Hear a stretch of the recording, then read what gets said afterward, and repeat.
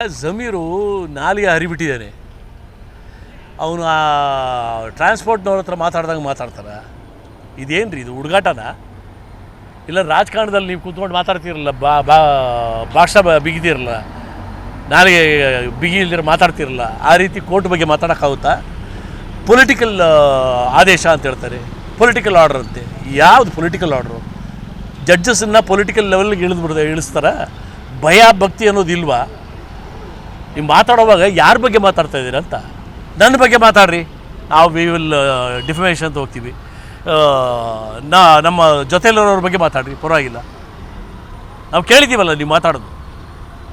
But court ಬಗ್ಗೆ ನೀವು ಎಷ್ಟು ನಿರ್ಲಕ್ಷ್ಯ, ಎಷ್ಟು ಕ್ಯಾಶುಯಲಾಗಿ ನೀವು ಎಷ್ಟು ಧೈರ್ಯ ಇರ್ಬೇಕು ನಿಮಗೆ ಮಾತಾಡ್ಬೇಕಾದ್ರೆ.